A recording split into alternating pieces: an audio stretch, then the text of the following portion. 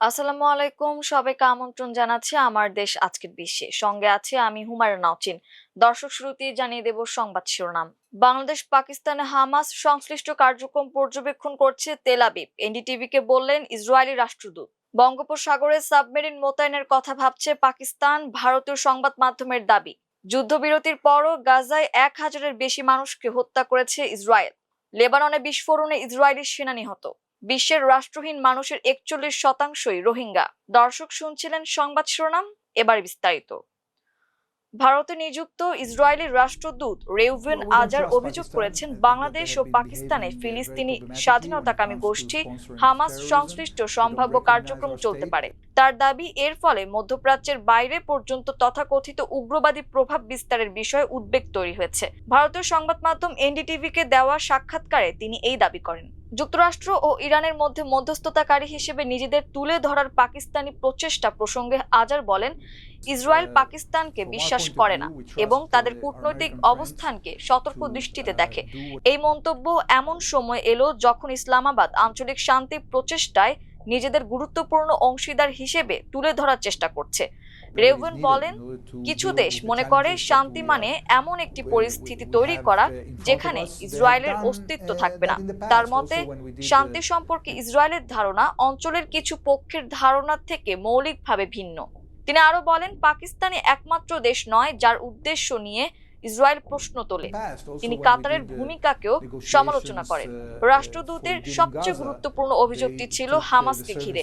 আজারের মতে 2023 সালের 7 অক্টোবর হামাসের ইসরায়েলে চালানো হামলার পর থেকে ইসরায়েল পাকিস্তান ও বাংলাদেশের সম্ভাব্য হামাস সম্পর্কিত কার্যক্রম পর্যবেক্ষণ করছে।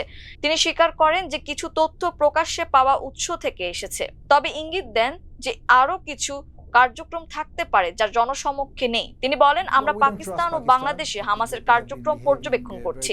তার দাবি, উগ্রবাদী সংগঠনগুলো 7 অক্টোবরের হামলাকে অন্যান্য অঞ্চলে অপারেশনের মডেল হিসেবে দেখতে পারে। আজার সতর্ক করে বলেন, এ ধরনের বিকাশ পুরো অঞ্চলের সরকারগুলোর জন্য উদ্বেগের বিষয় হওয়া উচিত এবং জানান যে ইসরায়েল তাদের উদ্বেগ ভারতের কর্তৃপক্ষের সঙ্গে শেয়ার করেছে। তিনি বলেন, তিনি ব্যক্তিগতভাবে এমন কর্মকর্তাদের সঙ্গে আলোচনা ও ব্রিফিংকে উৎসাহিত করেছেন যারা উগ্রবাদী আন্দোলন পর্যবেক্ষণ করেন। তার মতে, উগ্র নেটওয়ার্কের সম্ভাব্য বিস্তার একটি বৃহত্তর নিরাপত্তা চ্যালেঞ্জ।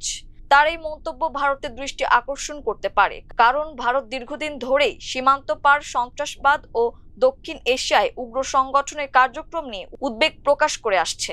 আজার পাকিস্তান রাষ্ট্রযন্ত্রের কিছু অংশকে ইহুদি বিদ্বেষী বর্ণনা প্রচারের অভিযোগও করেন। পাকিস্তানি কর্মকর্তাদের কিছু মন্তব্যের প্রসঙ্গে তিনি বলেন, এই ধরনের বক্তব্য ইসরায়েলের সঙ্গে কোনো অর্থবহ পরিবর্তনের সম্ভাবনাকে দুর্বল করে এবং আঞ্চলিক স্থিতিশীলতার ক্ষেত্রে ইসলামাবাদের অবস্থান নিয়ে আস্থা কমায়।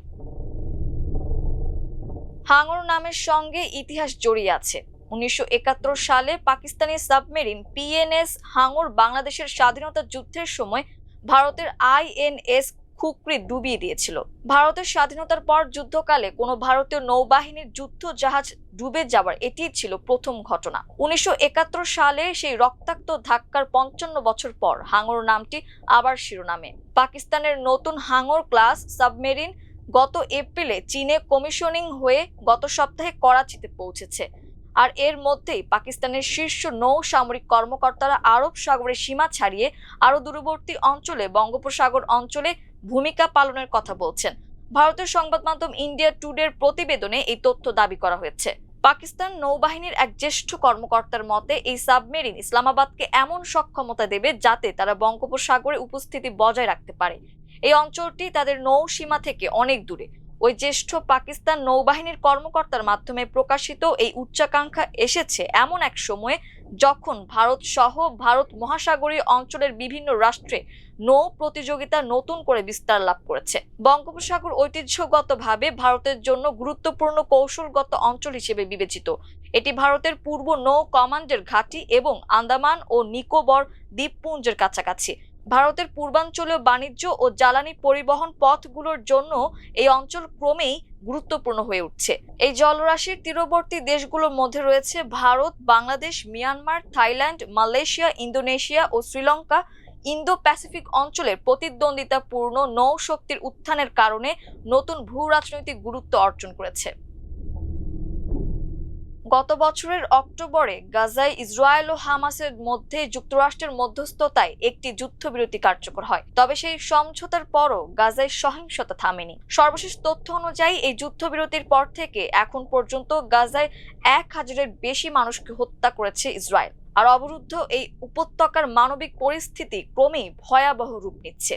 কাতার ভিত্তিক সংবাদ মাধ্যম আল জাজিরার খবরে বলা হয়েছে, ফিলিস্তিনি স্বাস্থ্য মন্ত্রণালয় জানিয়েছে গতকাল বুধবার পর্যন্ত যুদ্ধবিরতি চুক্তি হওয়ার পর থেকে গাজা জুড়ে ইসরায়েলি হামলায় 1005 জন ফিলিস্তিনি নিহত হয়েছেন। এই পরিস্থিতিতে সহায়তার সংস্থা মেডিকেল এইড ফর প্যালেস্টাইনের গাজা শাখার পরিচালক ফিকর সাল্লতুত বলেন, গাজা আবারও এক নতুন ও করুণ মাইল ফলকে পৌঁছেছে। তিনি বলেন, যাদের বলা হয়েছিল সবচেয়ে খারাপ সময় শেষ, তাদেরই এখন আরো হাজারো মানুষ প্রিয়জনদের দাফন করছেন।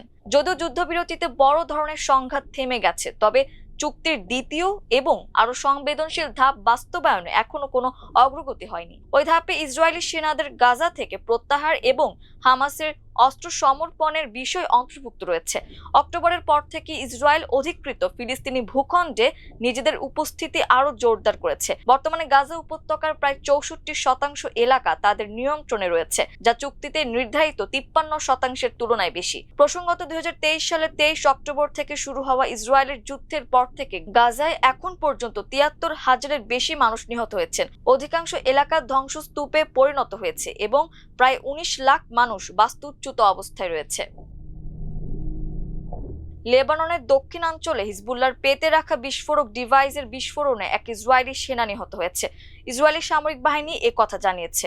এই ঘটনায় আরো 7 সেনা আহত হয়েছেন। আহতদের মধ্যে কয়েকজন জ্যেষ্ঠ কর্মকর্তাও রয়েছেন। এই ঘটনার পর এলাকাটিতে হিজবুল্লাহর স্থাপনাগুলো লক্ষ্য করে গোলাবর্ষণের দাবি করেছে ইসরায়েল। সংবাদ মাধ্যম আল জাজিরা বলছে, বুধবার স্থানীয় সময় বিকেল 5টার দিকে এই হামলার ঘটনা ঘটে বলে সামরিক সূত্রের বরাত দিয়ে জানিয়েছে ইসরায়েলি দৈনিক টাইমস অব ইসরায়েল। প্রতিবেদন অনুযায়ী ইসরায়েলি সেনাবাহিনীর 36তম ডিভিশনের একদল সেনা লিতানি নদীর তীর ধরে হাঁটার সময় বিস্ফোরণের শিকার হন। এ ঘটনায় 29 বছর বয়সী রিজার্ভ সেনা সদস্য আলেকজান্ডার ফিলিন নিহত হন। তিনি হাইফার বাসিন্দা এবং 36তম ডিভিশনের সদর দপ্তরে দায়িত্ব পালন করছিলেন। ইসরায়েলি সামরিক বাহিনী জানিয়েছে বিস্ফোরণে আরো 7 জন সেনা আহত হয়েছেন। বিশ্বজুড়ে রাষ্ট্রহীন মানুষের সংকট ক্রমেই বাড়ছে। জাতিসংঘের শরণার্থী বিষয়ক সংস্থা UNHCR এর গ্লোবাল ট্রেন্ডস এর প্রতিবেদন, বিশ্বের রাষ্ট্রহীন জনগোষ্ঠীর প্রায় 41%ই রোহিঙ্গা। মিয়ানমারের সহিংসতা ও নির্যাতনের মুখে বাস্তুচ্যুত এই জনগোষ্ঠীর বড় একটি অংশ বর্তমানে বাংলাদেশ সহ বিভিন্ন দেশে শরণার্থী জীবন কাটাচ্ছে।